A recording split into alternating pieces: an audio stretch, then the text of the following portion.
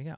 Okay, welcome everybody. Today we're going to be talking about the 3 stages of awakening for the vagus nerve. We're going to talk about what those 3 stages are, what they look like, why that is an important thing to do, why it's important to follow, and what you can expect out of really the 3rd phase of stimulation. We're going to focus mainly on the 3rd phase of awakening of your vagus nerve.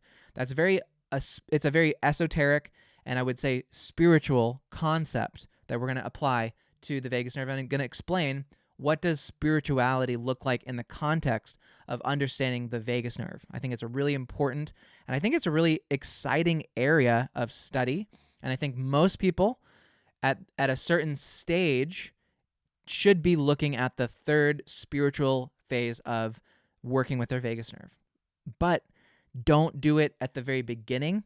If you have really severe health issues right now, your body just is not working the way you want it to, then being obsessed with the 3rd aspect, the spiritual components of your life can arguably take a back seat for a while, but with the understanding expectation that we now know the neurological process of what it takes and how long it takes to really repair certain crucial aspects of your body, reprogram certain aspects of your mind, and then to allow you to be a conduit for the real unleashing of your own vagus nerve, which is really cool, really exciting stuff. And that's really how I got started in this anyway, which is when I very first stimulated my vagus nerve with ultrasound and did breathing, and it was in a good headspace, I had basically a near-death experience, like an NDE type of thing, where I had what people would call a religious cathartic experience by stimulating my vagus nerve directly. And I didn't expect it because nobody gave me a book that said, these are the 3 stages of vagus nerve stimulation. I just was able to, because I work in biotech, have access to ultrasound technology that can stimulate peripheral nerves in the body. And I stimulated my vagus nerve. And I was like, oh my God, what the heck was that? Whoa. And so it was really crazy. It was a really insane experience. And hey, everybody, we're just doing a pre-recorded thing right now. So, I'm live, but I'm not going to call any names out because this is going to be a replayable video. But we will take Q&A after we talk. So I experienced phase 1, phase 2, and phase 3 all at once, and it was really intense, and it's taken me a while to really unpack what are these core components, right? Like if you eat a cake, the cake can taste delicious. But if you try to reverse engineer the cake by itself without having a recipe book, it's difficult, right? You're like, how many eggs, how much sugar, how much milk do I need to put in? How much baking powder? Right? You can tell I'm not a baker. Like, my mom is, my sister was. So yeah, trying to decode what this all is about when there's no real manual, there's no written manual that says the vagus nerve specifically works this way. There are ancient texts that talk about some of these processes, but in more abstract terms. And they don't necessarily look at just the vagus nerve because that vagus nerve wasn't something that was a commonly understood component of the human body per se. And so what this whole journey is really understanding what is this thing all about. So when I started, I believed that you could just basically stimulate your vagus nerve and fix body issues and fix mind issues and really get access to some levels of a spiritual component of your vagus nerve. And while I was correct in that, I needed to look a little bit deeper at the numbers, really more specifically at that there's a process and there's a 1, 2, 3 process to this. And that by skipping over things, because you're like, I'm impatient or I don't want to put in the time. Like, I don't want to fix my body first. I want to just go to the spiritual stuff, right? If you skip from the body over the mind into the spiritual aspects of life or of your vagus nerve, then it's like you could see on the other end some really beautiful, transcendent, really incredible transformational things or insights in the spiritual realm. But if your brain doesn't have the the software, the mechanisms of accessing it or working with that information or that knowledge, then it's going to be wasted on you. And so you may not actually be revealed to the things that you want to have revealed to you in your life, or that need to be revealed to you, because your mind may not be so well accustomed to what is going to be on the other side of that. So when I started doing coaching back in 2018 was when I started doing specifically like stimulation and coaching around the vagus nerve. That's when that's like what I started with. I would say it was like February 2018 was when I was like, all right, officially I'm putting this cap on, and I'm going to help other people try to get to the same thing that I got to with stimulation. And crazy successful. And I would say what we layered on there was body processes and mental cognitive processes of working with their vagus nerve. And it's like wildly successful, crazy transformations in just 8 weeks. And it's something that we could completely recreate a lot.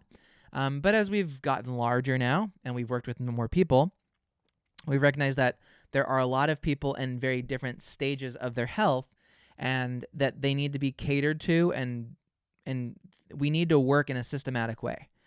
And so even though our first iteration of coaching in 2018 was super powerful, there were certain things that were missed by taking a very just stimulate your vagus nerve and let's work on the cognitive conscious aspects of when your vagus nerve is activated. What does that feel like and seem like consciously? That was our focus, was stimulating the vagus nerve and then focusing on the cognitive manifestations of that, which is cool. You can basically track your success with monitoring mental cognitive aspects. So, but we would have certain cases where we would be missing out on the success that we wanted to have. And what I started to realize, that's where I was like, oh, well, right, like this client, Joni, she has cervical instability.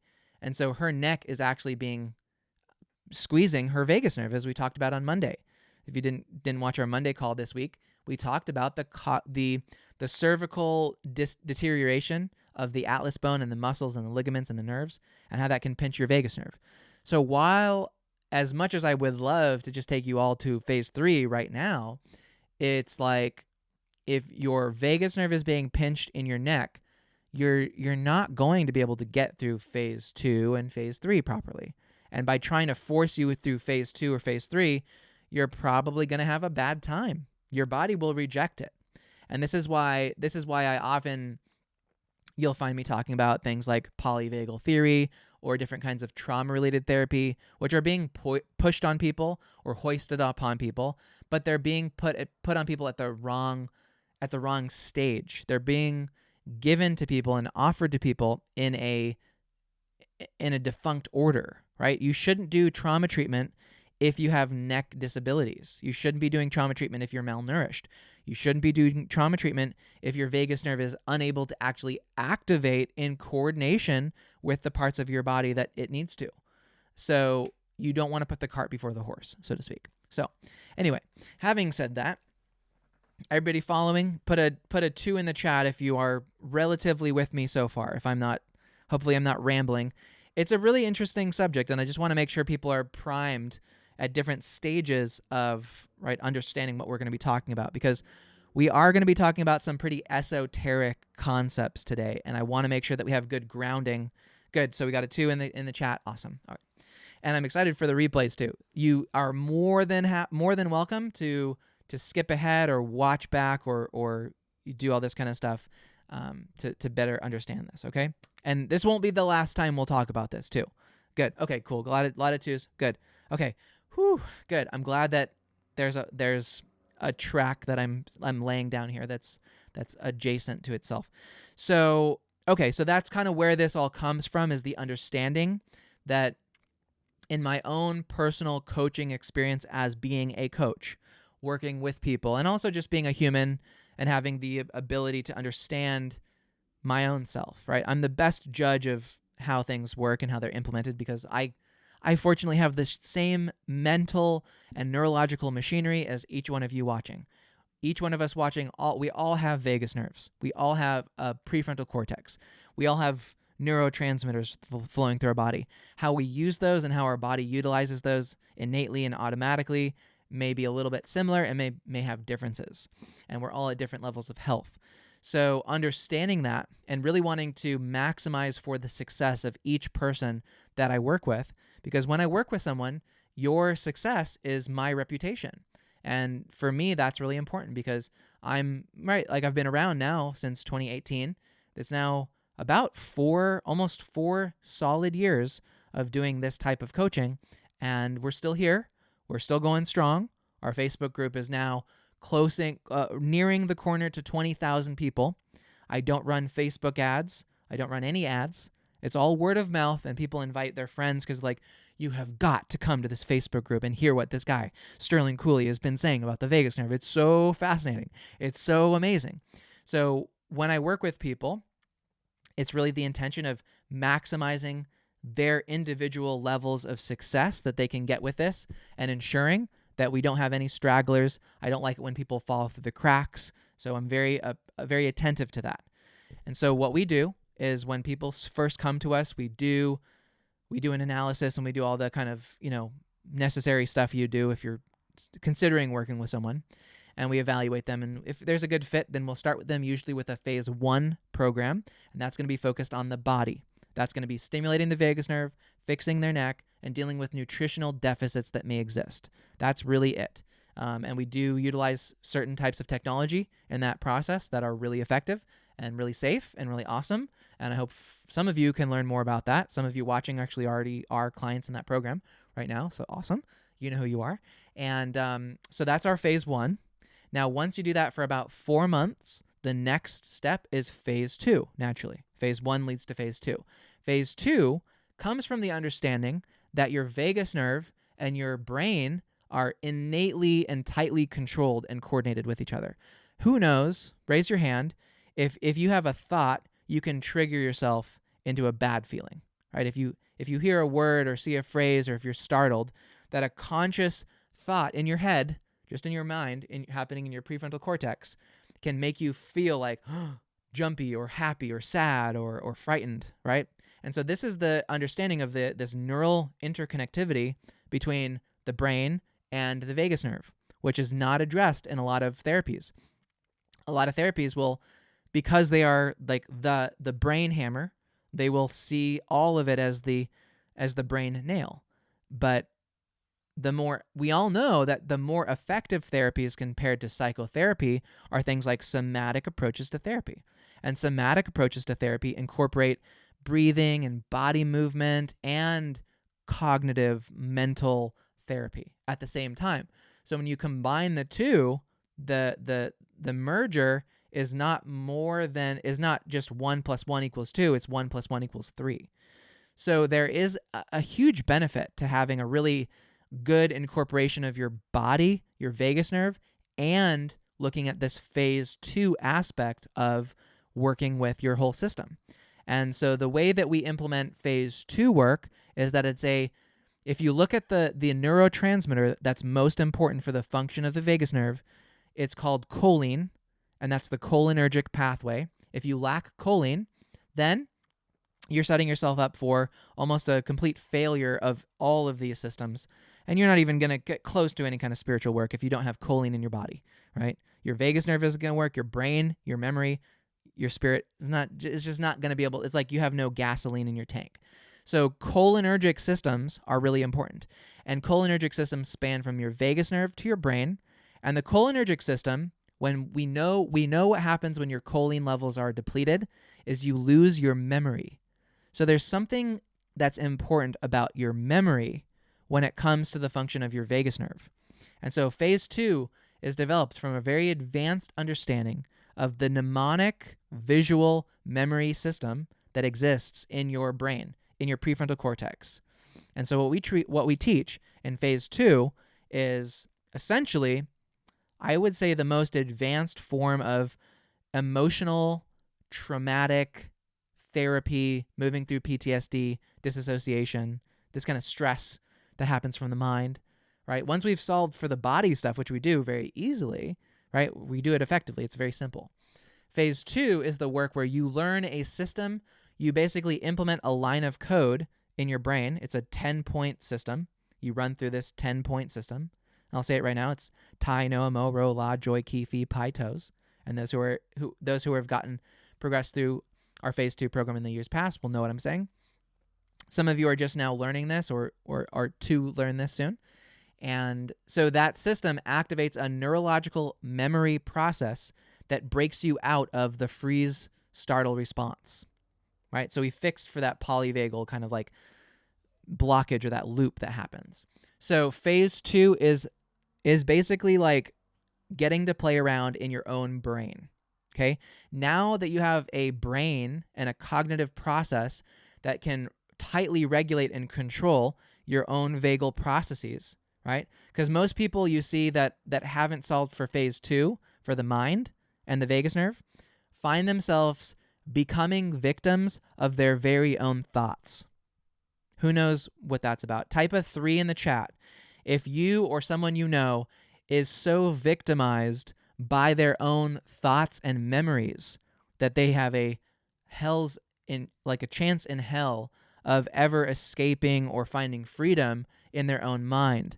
Because that's almost like there are characters or memories that have taken on an anthropomorphic puppet-like condition and control, and they create these manifestations, these machinations of memories, and the memories run free, right? There's 2 types of people, right? People who have memory that is theirs to operate, or that their memory operates them. And so if you don't have operation over your own memory, right?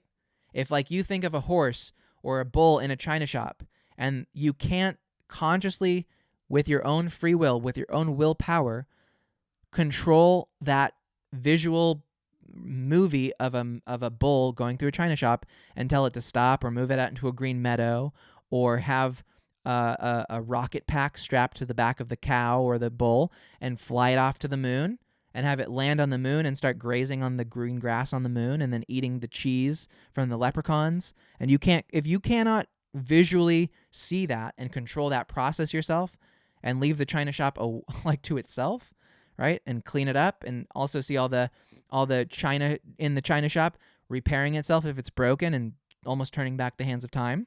If you can't do that, if you don't have that kind of innate internal mental mnemonic control, then you have not mastered phase 2. And that is the process of phase 2, is mastering your cholinergic prefrontal cortex mnemonic memory. Because then you can leave your vagus nerve to be free. And then that's where phase 3 comes in, okay? So phase 3 is the spiritual aspects of the vagus nerve. Now, this is where it gets very esoteric, okay?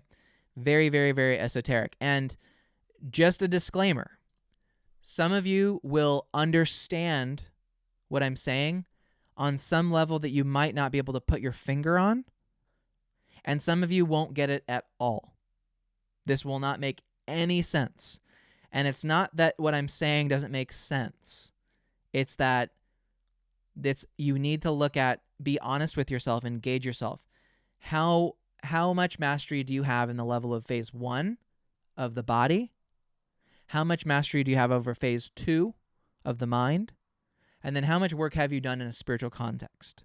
So if what I say right now in this phase 3 explanation doesn't hit, doesn't jive, there's no fractal recognition, there's no kind of alignment of terms, then of course I always want to do better and provide the services and information to help you get there. But yeah, so it may be accessible or it may not be, but it's worth hearing, and it's a test. Use this as a diagnostic test to see if it makes sense, if it resonates with you, okay? So, deep breath. Okay. So for phase 3 work, in the spiritual realm of the vagus nerve, we have to visualize in your mind right now a clock with a long pendulum hanging down from it, like a grandfather clock, okay? So think of the pendulum swinging, okay? Now a pendulum oscillates back and forth with a certain rhythm once per second. 1, 2, 3. If you can visualize this as well, you can kind of see my hand rocking back and forth, okay? So everything in the natural world operates with a rhythm to it. There's a periodicity, okay? Everything operates at a certain hertz, right? Hertz is how many times per second is it operating. So your heart beats about 60 times per second. Your heart will beat in a day about 100,000 times, which is pretty incredible. So, we could be thankful for our heart, that we have rhythmicity and periodicity in our hearts that keeps us alive. And then to a slower level, you breathe every minute. You may breathe about maybe you may take 6 to 16 breaths in and out per minute. Okay, so 60 beats per minute with your heart, maybe 15 beats per minute with your breathing. Then so you have this kind of rhythm fractal.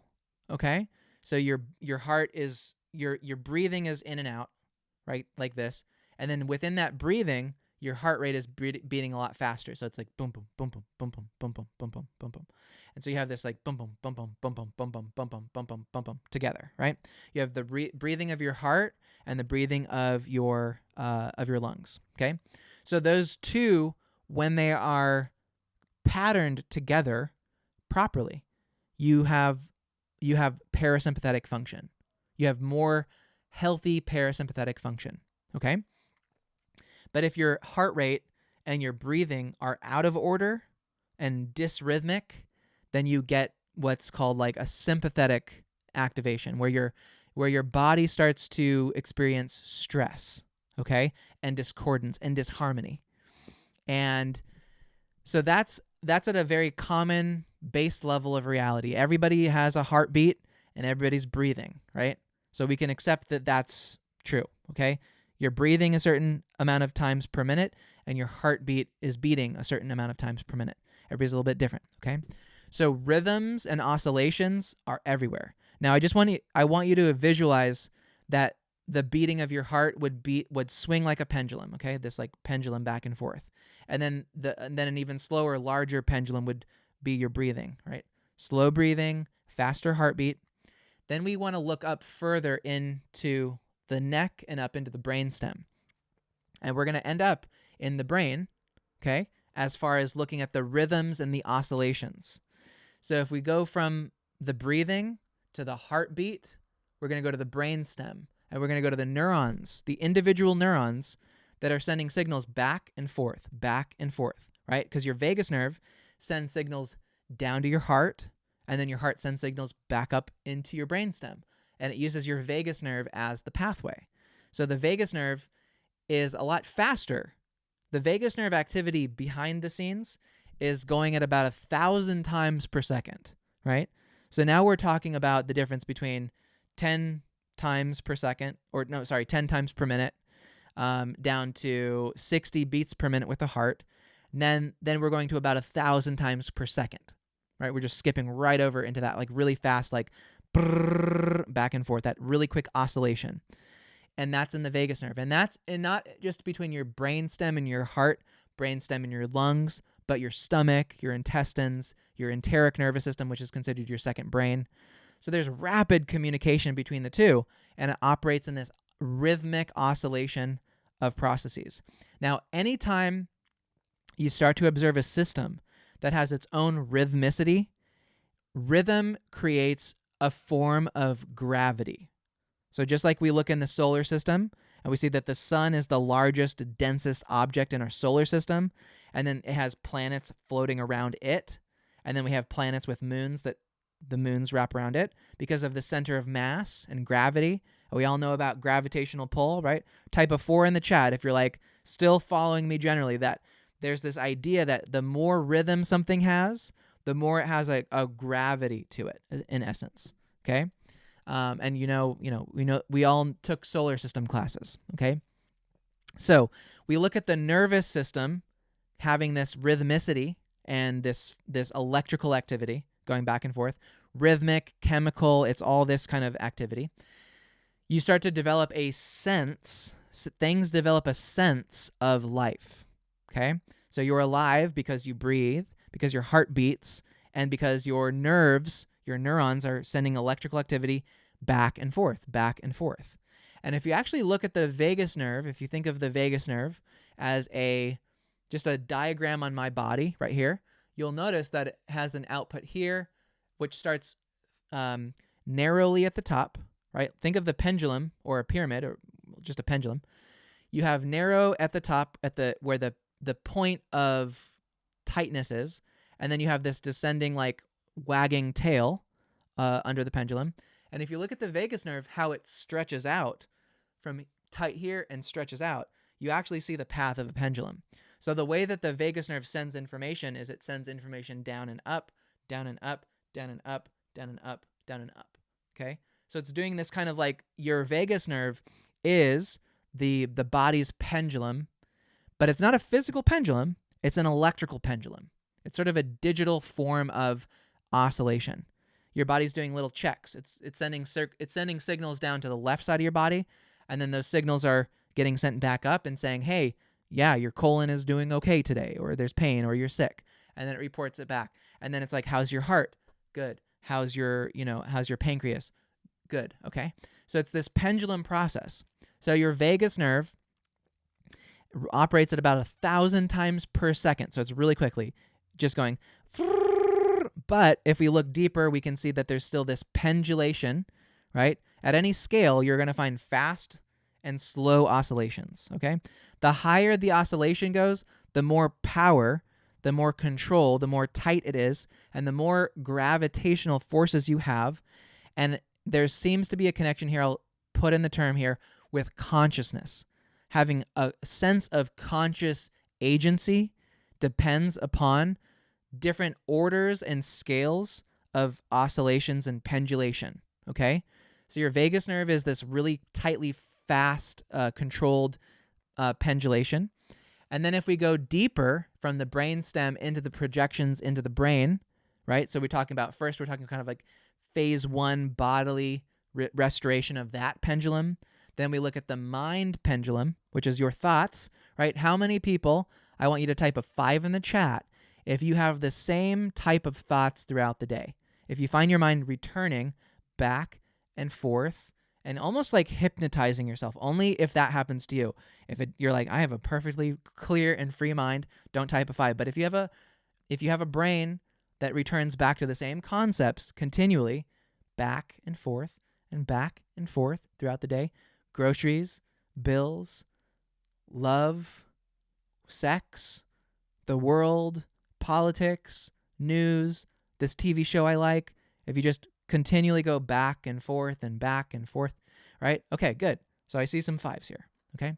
So the brain, the cognitive processes of the brain, when they are out of control, when you don't see the underlying processes of how your brain works, then it seems like you're just in this fog of life is happening to me, okay? Life happens to you when you don't see the software of how your brain works. But when you learn in phase 2 how the software is actually running, and you start to literally see like the difference between not seeing and seeing is profound. It is profound. And there's a way to teach it. There's a way to get there, right? But when you talk about memory and thinking, you have another oscillation, and your brain has like electroencephalogram. So you have these like kind of if you do brain recordings, you'll see that the brain sends signals back and forth and back and forth. So your brain has another pendulum. And now if we just take a quick step backwards, we look at if you measure the pendulation of your prefrontal cortex and your breathing and your heart and your vagus nerve, that when they're all coordinated together, you're happy. You're in joy. You're in flow. you're in love with your life, with other people, with the world.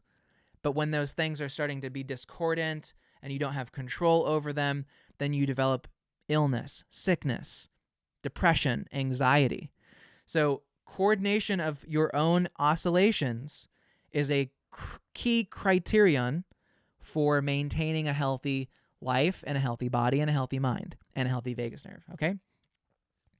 So, and I'm sure, like, just nod your head if you agree that that makes sense. If I'm way off base here, it's going to get even worse from here on out if you don't agree that coordination of processes is a prerequisite for health, okay? And it's also the cycles of your life. When you wake up, when you go to sleep, when you go to work, when you take vacation, the seasons, winter, summer, all things are in oscillation with each other. And the more coordination there is, the better things will become. So how does this take us into this phase 3, right? We covered the body, phase 2 with the mind, right? You're thinking, right? Good. Makes sense. Awesome. Love to hear that. Love to hear feedback. And if you want to say wow or holy cow or whatever in the chat, I'm not going to stop you. I would love that too. But only if you mean it. If you're like, okay, this is making sense. But yeah, have a conversation with me. Like, be typing. It's helpful.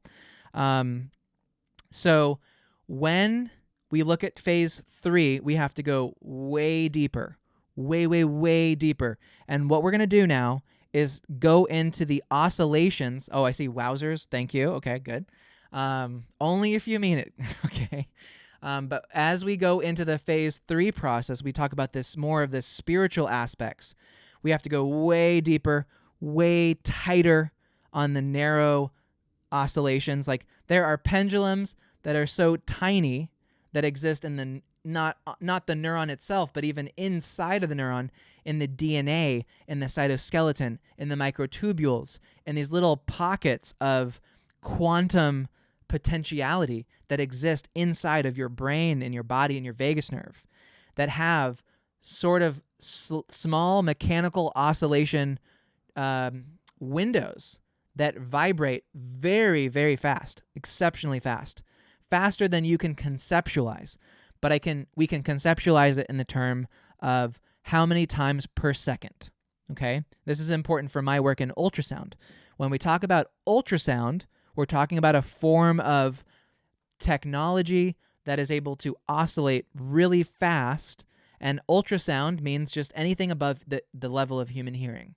So if we talk about like humming, slower oscillations would be with my voice, like a and if I wanted to speed that up, I would go and it's all it is my larynx vibrating faster at the higher level and slower at the lower level, right? Now, when we talk about in the brain and inside of these microtubules, we talk about these little pockets of carbon that are little hexagons. Who knows, like in geometry, that the hexagon shape is like universally understood to have some really interesting powers to it, right? Good. And we got, exciting and awesome. Follow the description of the pendulum oscillation of the vagus nerve feedback. Very cool. Glad I was able to grasp that. Good. Makes sense. I find myself recovering so much, and I found it to be progressive. Now I'm here. Fantastic. Okay. So it's all about getting your, get it if you're driving the car and you're spinning out, it's getting that car back on track and going forward, okay? Like riding the curves of life. So we go deeper into the brain. We start to see microtubules, and how do all these cells in your brain like oscillate and coordinate all these processes? We start getting into the realm of the quantum. And a lot of people some people think that using the word quantum is like, you don't know what you're talking about. My actual mentor, Dr. Stuart Hameroff, is the creator of a theory of mind called orchestrated objective reduction. He's someone I communicate with often. We're very good friends. We're close associates. And he is the arbiter of a theory of consciousness that scientifically makes sense and has never been debunked, right? I talk about polyvagal theory, and if that's a theory that matches reality or not, that's another conversation. But OR, as far as brain function and where you get consciousness, where does consciousness come from, is that it's pretty much narrowed down to these very small pockets of quantum activation, And the quantum activity oscillates back and forth, not at 1,000 times per second, not even at 10,000 times per second or 100,000 times per second, but we're talking now in the realm of 1 million oscillations, and they kind of have a windshield wiper, so it's actually like multiple pendulums all together, but let's just represent it as one pendulum, oscillating 1 million times per second, like this, so much that it becomes less of an analog, it becomes more of a discrete experience. So if you watch like old animation or stop motion animation with clay characters, you'll notice that if you pay close attention, that the characters kind of like have this jerky, like 1, 2, 3. You can see the frames in between where they pause, because there's they take one picture of a dinosaur and then they move it a little bit and they take another picture. And then when you string these pictures together, you get kind of a movie, but you can still see the stop motion happening in between.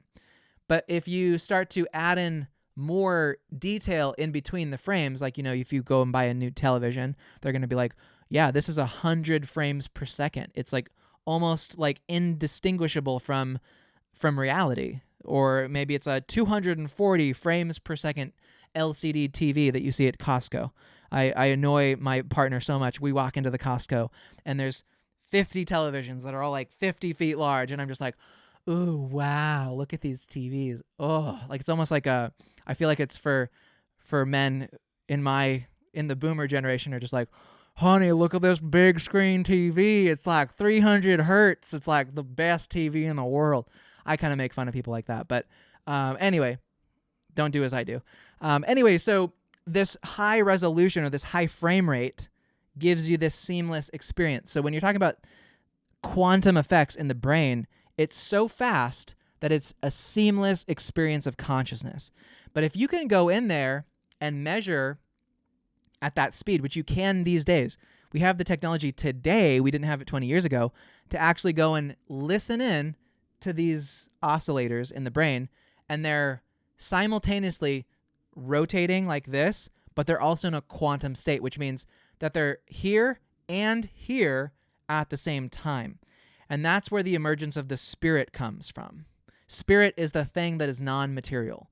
And on the other end of this oscillatory mechanism, we're just going to go head first into this, right? Spearhead into this spiritual aspect. When you get past that quantum, this or that, and at the same time effect, you get into the realm of possibility. And on the other end of the material is a realm of timelines that exist, that flow in front of you. Like if you look at a piano and you see all the strings that go on the piano, if you have an open grand piano and you see all the strings floating out in front of you, the one that you're on right now is the timeline that you're on. And all the possibilities that are possible in that timeline will continue to manifest one after the other. However, if you understand this quantum spiritual phase 3 aspect, right? Now I'm probably losing some of you, but again, remember what I said. If it makes sense, it makes sense. If it doesn't make sense, it's okay. Maybe it's not your time to understand this right now. But the timeline stretches ahead of you. If you understand how this works, you are able to shift timelines from one to the next. You're able to invite different possibilities or variants of possibilities in your life. So this is the spiritual aspect of the vagus nerve. So the people who have the strong vagus nerves, the strong minds, and a good connection with spirit are able to be the arbiters and generators of the life that they want, the life that happens for them rather than to them, right? So we know people in our lives. You can look back, reflect on family members, friends from high school, people in our lives who are on a timeline that they feel a victim of. And then there are people who you know who seem to be able to weave in and out and back and forth of different timelines. It's almost like they have access to like the baseline software of reality, okay? So that is the power of this phase 3 aspect. So I see some questions of, is this the fourth dimension? Is it like fourth, fifth dimension? It is it's not in dimensions. It's not recorded like that. Although similar type of mind warping can happen when you start to kind of conceptualize like fourth dimension, fifth dimension, ninth dimension, this kind of stuff. It's a similar kind of headspace trip to think about. But in this context, it doesn't depend on dimensionality, right? We do live in this 3-dimensional reality. And yeah, in another kind of timeline, there's another timeline where I'm sitting here and I'm wearing a white hat, or I'm wearing a green hat, or whatever, right? And so, but it has more to do with stuff in front of you, right? And this comes from an esoteric tradition called reality transurfing. And if you would like to read more about this, I will type the name of the book, Reality Transurfing. Great book. Go for book number 1 to start. Okay? So I've typed into the chat here on Facebook the name of these esoteric concepts that seem to make a stacked hierarchy between what we know about how your autonomic nervous system works with your vagus nerve, how your brain works, and how access to spirit also works, right? Spiritual people, why is even spirituality a thing, guys? Let's think about this. Why have humans over time developed a yearning and a need for access to spirit? Because in our physical bodies, there's only so much you can do just on the material level. It's a fact. There's just only so much you can do with your physical body. There's only so much you can do with your own kind of semi-physical, semi-software mind. But when you talk about accessing the spirit, when you are able to do it and get in there, the possibilities become way more open, right? But I wouldn't expect everybody to just go into this third phase and know how to navigate it, right? Because if you're just like, well, you just gave away the secrets. This is the secret to the castle.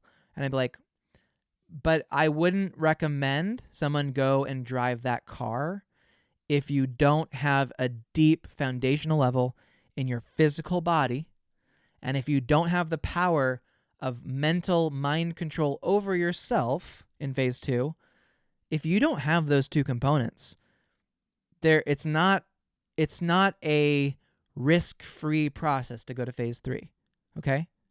It'd be like trying to go underwater diving with no training in how to operate scuba equipment, okay? And I've read tons of stories of people who are like, I just bought a scuba gear and I decided to go to the 200 meters down below, and then they get what's called nitrogen narcosis, and they basically hallucinate and think up is down and down is up, and then they basically run out of oxygen before they realize it. So is phase 3 amazing, and is it probably the ultimate goal of, I think, all humanity? Probably. Is it something I would recommend to anybody? Not at all. Is it for everybody watching? No. Maybe 10% of you watching will ever probably follow this path. But for some of you who recognize the importance of it, that I share this so that you know that there is a path ahead. There is a deeper understanding of what we do here in this Facebook group, and I just wanted to put that out there so people have that confidence that you know that if I do make recommendations for the physical body, and maybe you do use ultrasound, and maybe you do stimulate your vagus nerve, and that's going to be amazing, is that we're on a journey here. There's a process to this. There's an deeply understood process from a biological, cognitive, and spiritual level. And I mean, I can say this. I'm a unique individual to be able to say this because I have a nice body, I have a great mind, and I have had some access to this phase 3 work. If you look at my life as it is, my personal life, I have done things that I never thought I could do. Okay? I went from I'm come from a low middle class family in Oregon. I'm the son of a 2-children family. My mother was basically beaten within an inch of her life when I was a child.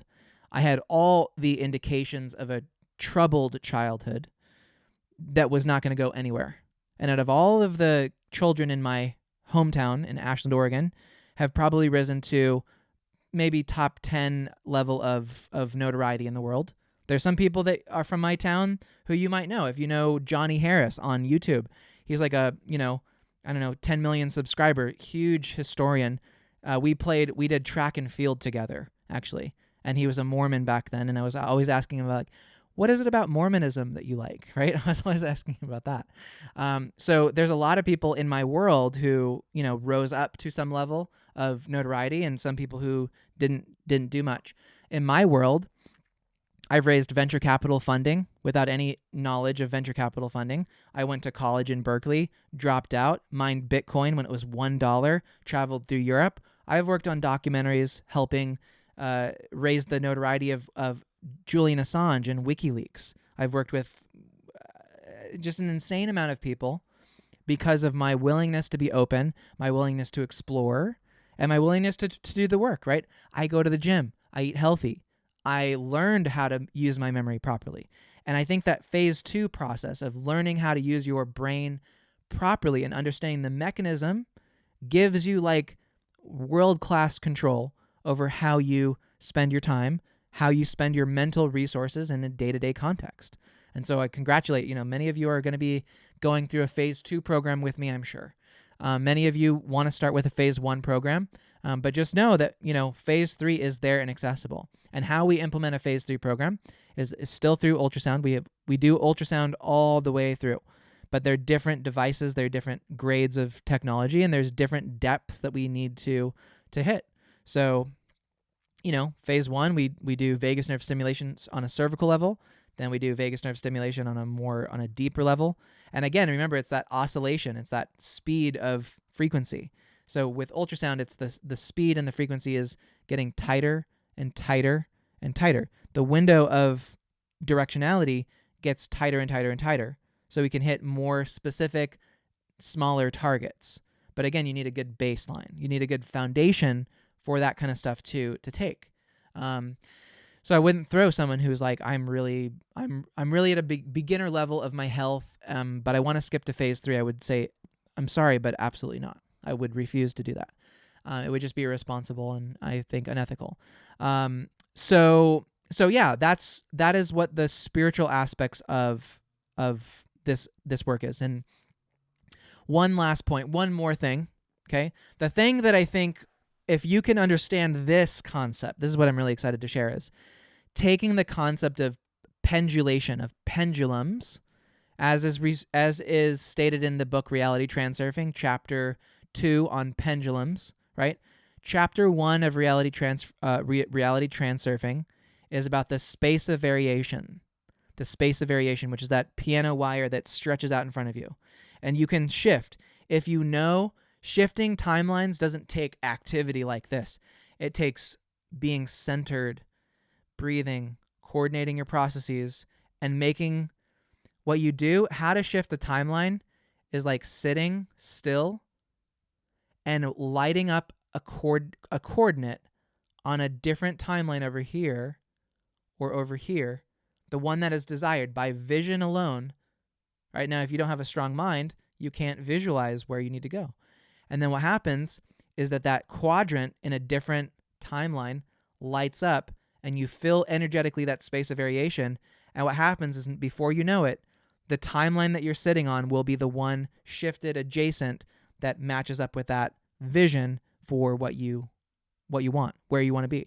That is the spiritual transformation that phase 3 is. So if it's your health that you need to shift, you can look at the space of variation of where you visually want to be. So I would encourage you today, you can take these concepts right now.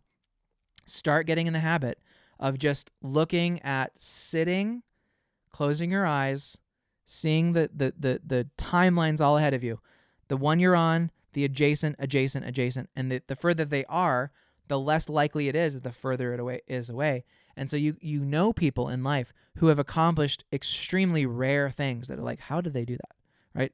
Most likely because they're on this one timeline and they light up a space of variation in a very far quadrant, and they focus on it so much and so much intent and so much energy and so much mind control of themselves that they literally just go zoop, and waves of opportunity will come. So certain opportunities will open up.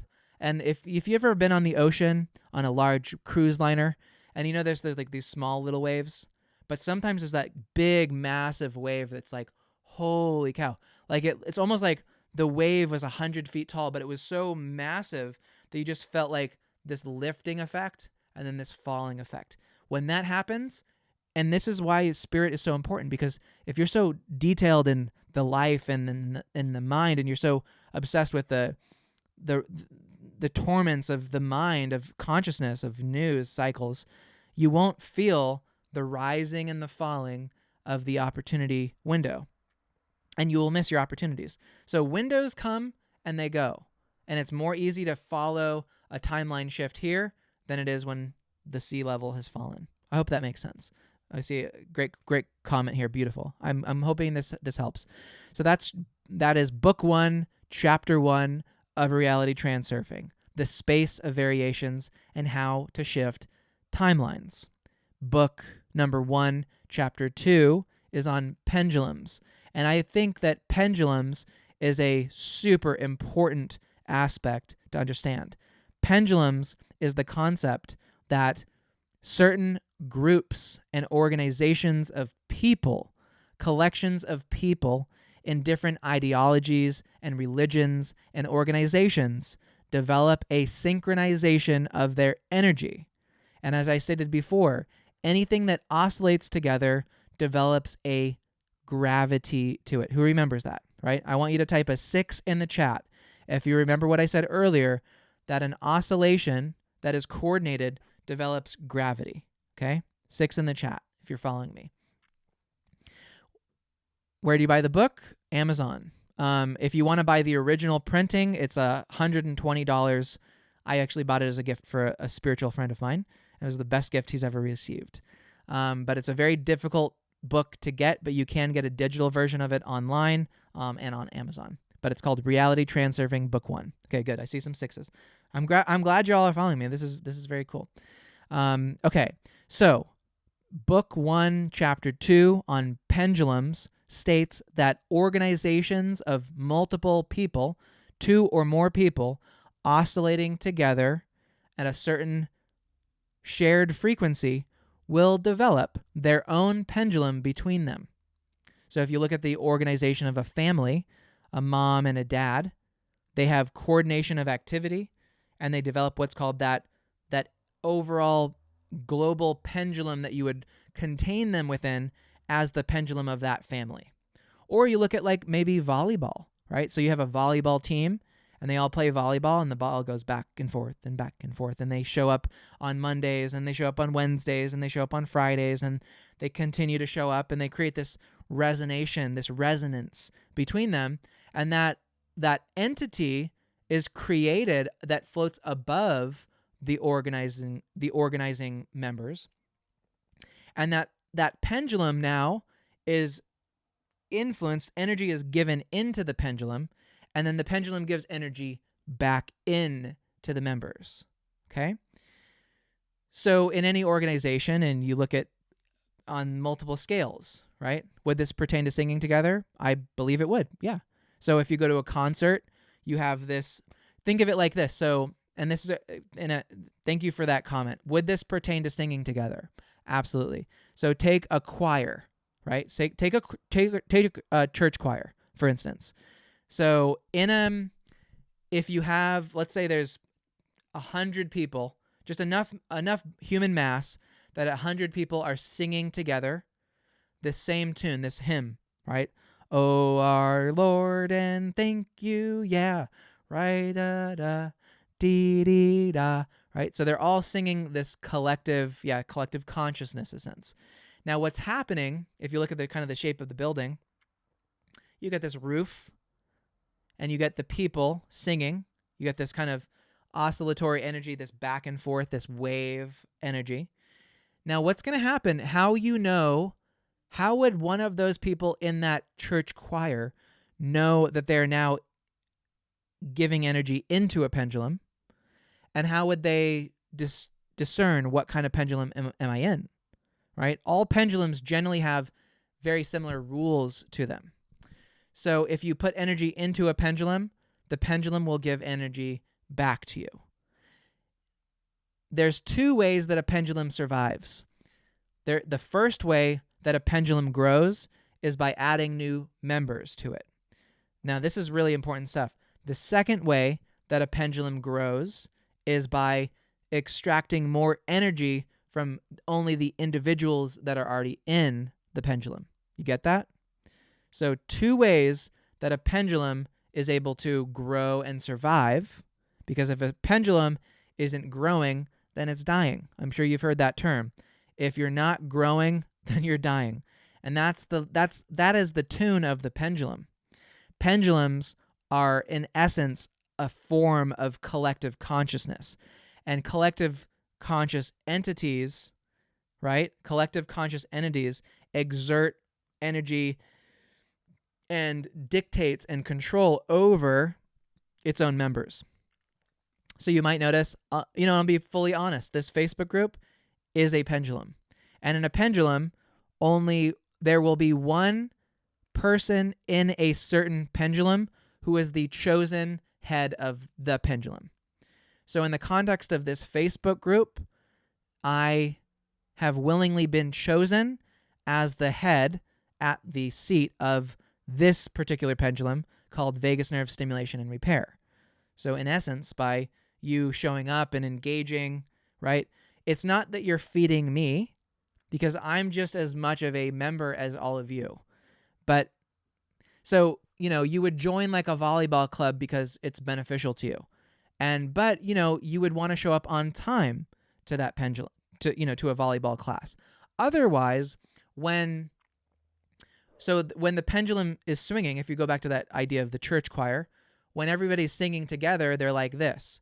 But as soon as someone's off key and they start singing out of tune, or they just start singing a completely different thing, or they start talking, what starts to happen?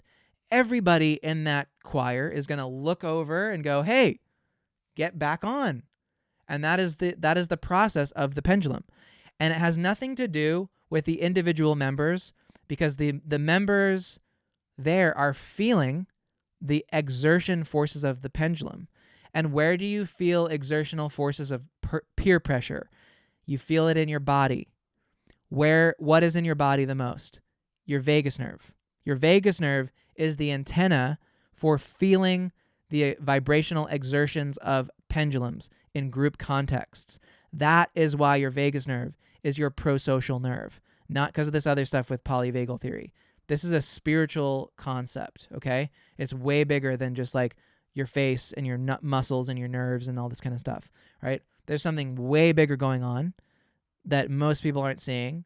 And so now hopefully you've seen it. Hopefully this makes sense. Another question here is vibrations and frequencies. Vibrations and frequencies is a good way to think about it to start, but you need to start giving agency to the frequencies and the vibrations that you are giving and receiving, and understanding that if you behave in a certain way, that sometimes a pendulum may be exerting a force on you that you may not necessarily recognize. Now, how does a pendulum consciously gain control over your vagus nerve? A pendulum gains conscious control over your mind by programming you with visual, mental imagery that connects to deeper memories in your brain. Okay? So a pendulum exerts spiritual control through your brain, through your cognition, and through your cholinergic memory pathways. So if you don't understand the mechanisms of how your memory works, if you really can't say that you have full control over your memory, and if you cannot remember a list of 10 objects in a row, then you have a problem. Every human being should be able to remember 10 objects back and forth in and out of order in order to know that they have some mechanism of control over that. If you want training on that, we'll be doing training on that next Friday, I believe. So next Friday, come back to this group and we'll be training you on the mechanisms of control. I will give you the keys to your own mental castle so you can start to see just how much a pendulum is actually influencing you. And then what that does is through your memory, through your mental, cognitive memories and emotions, I see a wow in the chat, awesome, is that these pendulums program you. Television programs you. Media programs you. People program you. Some people who know what they're doing, who are good at this, are like little technicians moving in your brain, and you don't know how they're doing it. You are just as much as a victim as anybody. Okay? So empower yourself.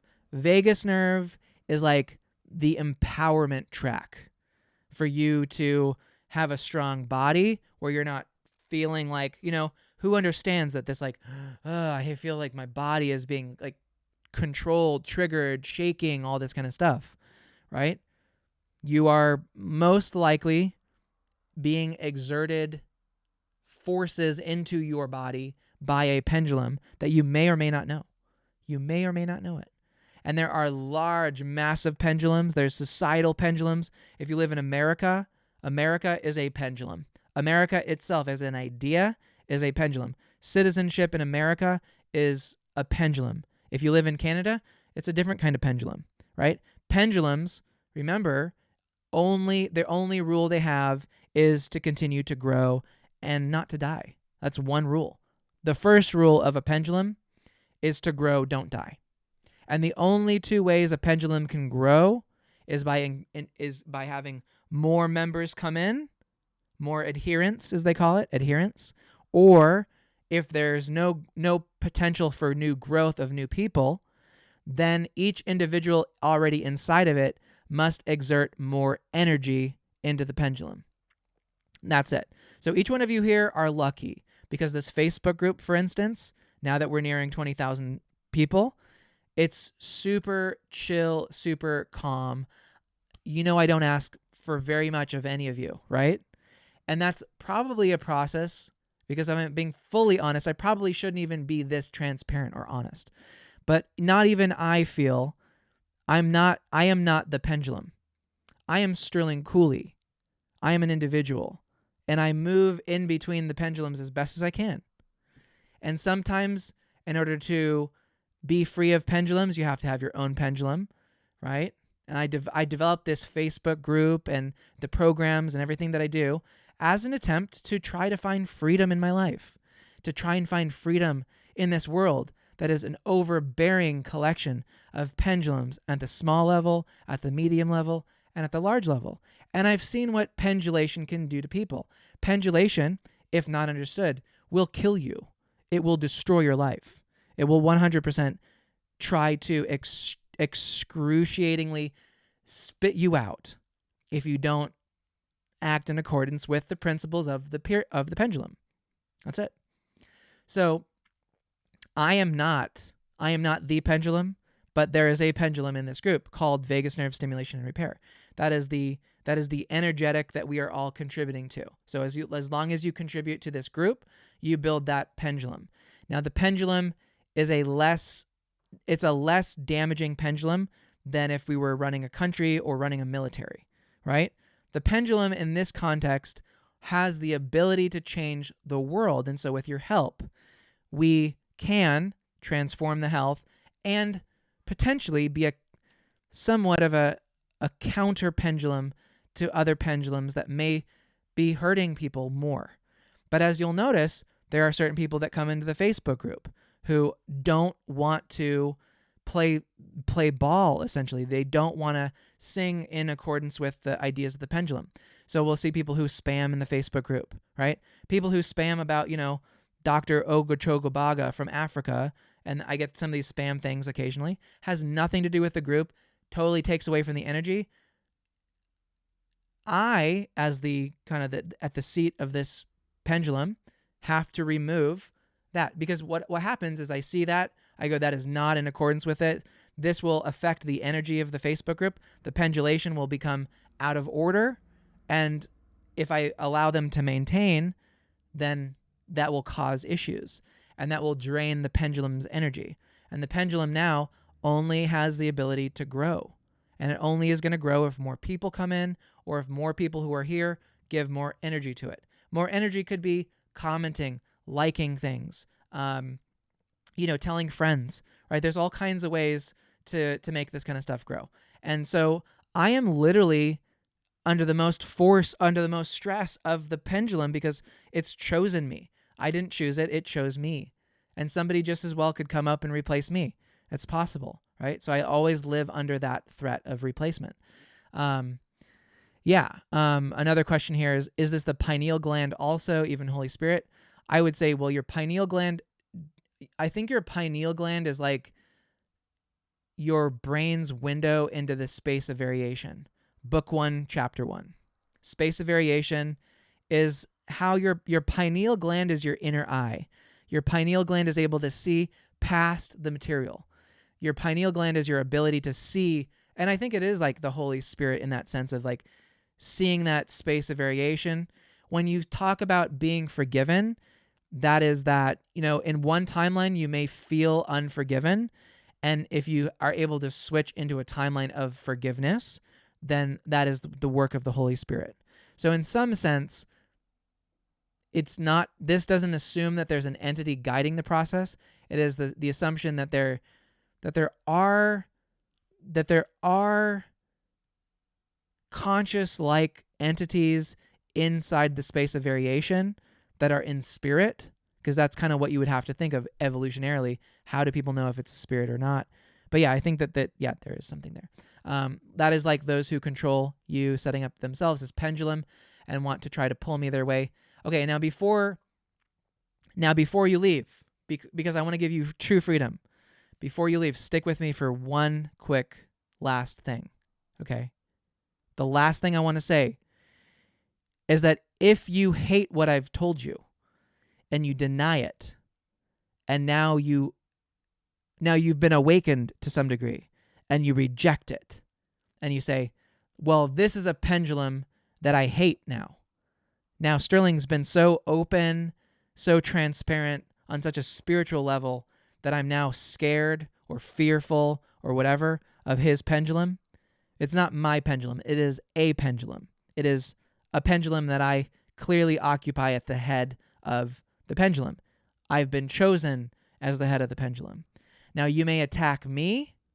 You may hate me. You can go to other groups. You could share this video. You could clip this, and you could say, God, look at this idiot. This guy is crazy. What is he talking about? He should just stick to his lane. Just stimulate people's vagus nerves. You shouldn't talk about spiritual things.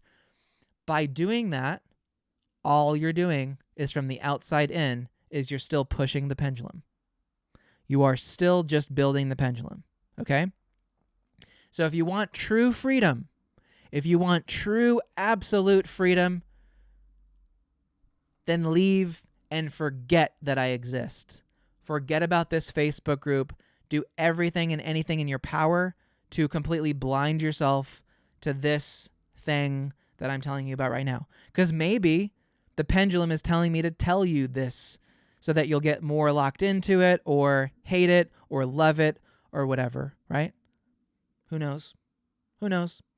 But if there is some benefit to you, if there's a tangible benefit that I can provide to you by speaking through this group and by the pendulum speaking in through us, and that we can have some shared resonance in here, and if you think that it can help you, then so be it. I don't come here with malicious intent. I lost my sister to suicide. I have lost people. I've seen horrible things that pendulums do to people, and so this is a harm reduction place. That is what it is. Like I say with VegasCure.com, if you go there and you use a TENS unit, that is a harm reduction process, understanding that Vegas Cure is a separate pendulum that I don't necessarily want to run, but it's there because there are other pendulums that are more destructive. Some pendulums are more destructive than others. Destruction is really just transmutation of energy, right? If you were going to spend your energy watching television and now you're watching this video right now and learning about like a deeper reality of nature, then that is a form of energy destruction, of energy transference. You're no longer giving your energy to mass media television programming. And in a sense, from the standpoint of that pendulum, it is destructive.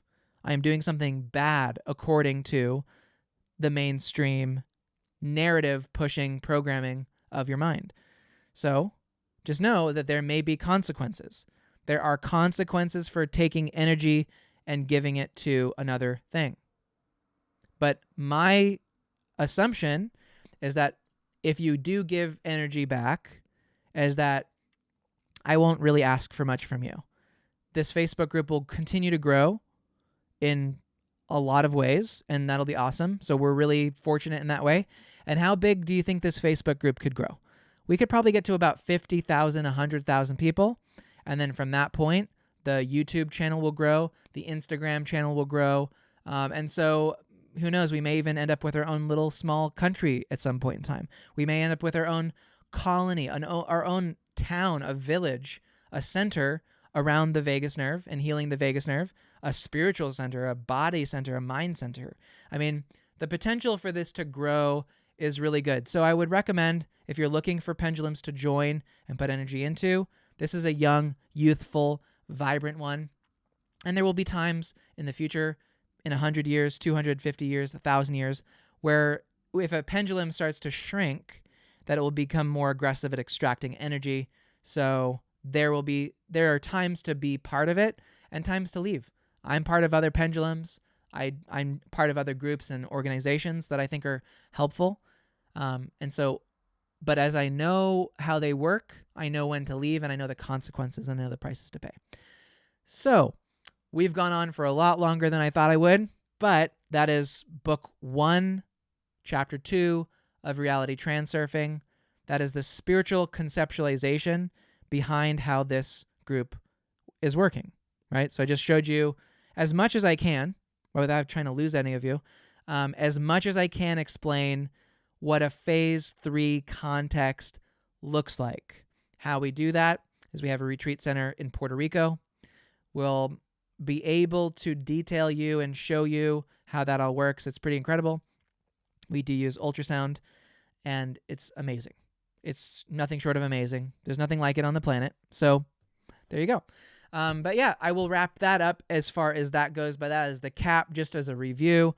I have taken you from looking at phase 1 work with the vagus nerve, which needs to be body-centric, phase 2, which is mind-centric, and phase 3, which is spiritual-centric. The timelines for how this should happen is your body can physically heal as much as it needs to the degree that it's able to move to phase 2, if you do the right protocol, in about 4 months. So if you do a phase 1 program, expect that you're going to do about 4 months of work on your physical body and abstain from doing trauma work until you get to phase 2. Phase 2, the process of learning and enhancing your memory, dealing with trauma, dealing with the control mechanisms that regulate your body, that's about a 6 to 8 month process. So it gets a little bit longer, but it's actually a little bit easier and more fun. Doing work that's just purely on your body it's just work, but we'll do our best to make sure it's an enjoyable, fun process. Okay. We got another great comment. I believe in you. I trust in you. I have placed my life and my health in your hands. You're my little pendulum. Absolutely. Welcome to the pendulum, right? You've graduated a little bit deeper into the hierarchy of the pendulum. I'm definitely at the top, and then people who are brand new to the Facebook group, very much at the bottom, and there's opportunities to rise up and to contribute more or leave or whatever. And so, it's a good pendulum. And my life would be screwed if I somehow let the pendulum just get destroyed, right? So I'm very committed to each one of you being here as members, as long as we follow the process. And I say this now is because we talk about phase 3, is that I want to assure you and really recommit to each one of you being here is that there's an unfolding of a process. The reason I did this video today was because I made a post about polyvagal theory, and in general, a lot of these therapies that are being offered now about, vagus nerve and therapy and trauma, and how I noticed that they don't have any end in sight. There's not really a whole right? You do it, you may get some good results. There's definitely a value to these things, but then you get 3 months, 4 months in, and you guys say, what am I doing here? Like, what is the next step, right? I think you should be asking yourself that. What is the next step here, actually? What do I do next? And is it exciting? Is it inspiring? Is it something that's going to get you to wake up in the morning? And when I think about shifting timelines and really creating the life of my dreams, and God, I mean, we could take this to Mars. We could colonize the entire solar system. I think anybody and everybody who needs the ability to have a healthy vagus nerve should be a reality in this world. And each and every one of you here learning more about this and transforming your lives and being real, actual, living books and stories and journeys of this process is incredibly beautiful. And I want to continue that work every single day. So with that, I will leave you all here. Yeah, right. Okay, Elon. Thank you. Anyway, so great comment, but love you. So that will wrap it up for today. What I will say is let me just reiterate. So on Friday we will return a little bit more to the process of what we've talked about today. So next Friday of next week. So it's going to be a bit far out, but return to us, and then we'll have more live videos going, same time, same place. Much appreciated to every one of you. I will be taking a few questions after here, but I want to end this video right now so it can be uploaded to YouTube so people can watch the replay, so they're not having to hear any names or anything like that. So thanks so much, and that will wrap it up. Just so people know, my name is Sterling Cooley. I'm the admin and the head of the Pendulum at Vagus Nerve Stimulation and Repair over on Facebook. The link is in the description. If you want to learn more, joining the Facebook group is really the best place to do it. And also subscribe to this YouTube group or YouTube channel or whatever. Thanks so much. Bye.